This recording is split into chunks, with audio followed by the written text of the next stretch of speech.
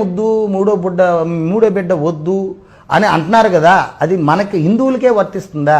ఒకవేళ హిందువులు మూడో బిడ్డని కంటే ఎమ్మెల్యే సీటు కూడా ఇవ్వరు అన్ని హద్దులు పెట్టారు కదా, మరి ముస్లిమ్స్కి ఎందుకు మీరు హద్దులు పెట్టట్లేదు? ఎందుకు లేదు మాస్టర్? ఉందా? ఎందుకు లేదు మాస్టర్? లేదు మాస్టర్, లేదు. అది మీరు చెప్పమ్మా. లేదు, వాళ్ళ దగ్గరికి వెళ్తే వాళ్ళ యూనిటీ కరెక్ట్గా ఉంటుంది. రేపు మనకు రాబోయే బిడ్డలకి సెక్యూరిటీ సేఫ్టీ ఎక్కడుంది? ఇక్కడ ఉందా? లేదు.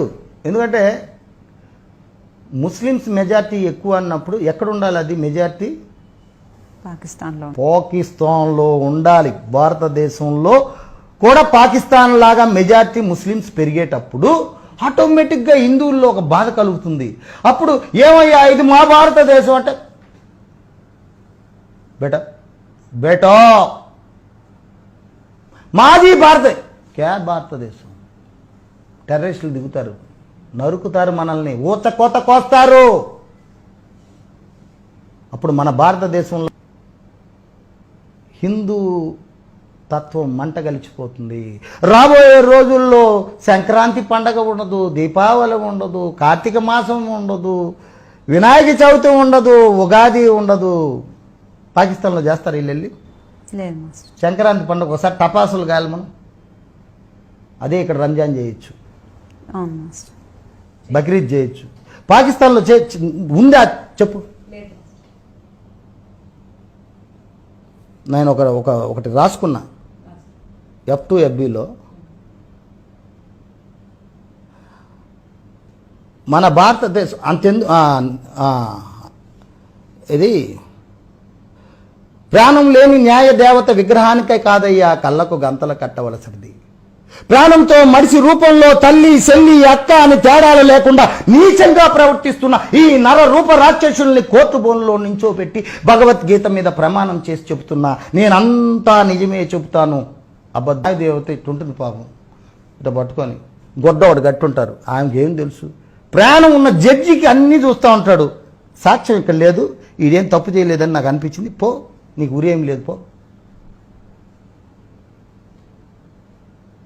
మన భారతీయుడు పాకిస్తాన్లో మన భారతీయుడు తన ఇంటిపైన మన భారతదేశపు జెండాను ఎగరేసుకుంటే, పాకిస్తాన్లో మన భారతీయుడు మన దేశపు జెండాని తన ఇంటిపైన ఎగరేస్తే అక్కడ చట్టము, న్యాయము, ప్రభుత్వము, ఆఖరికి ప్రజలు కూడా ఏమన్నారో తెలుసా అయ్యా? అతనికి ఉరి వెయ్యాలి అన్నారు. అక్కడ చట్టం అది, ఇక్కడ ఉన్నవాడికి చూట్టమై కూర్చుందయ్యా. ఆ తల్లి అరే చూస్తే భారతదేశ జెండానిట పట్టుకొని తూ నూసి చొప్పుతో కొట్టి కింద పెట్టి పెట్రోల్ పోసి కాల్చిందమ్మా. నా కళ్ళతో చూశాను. ఎక్కువ రోజులు లేవు, తస్మై జాగ్రత్త, రాబోయే రోజులు వస్తున్నాయి.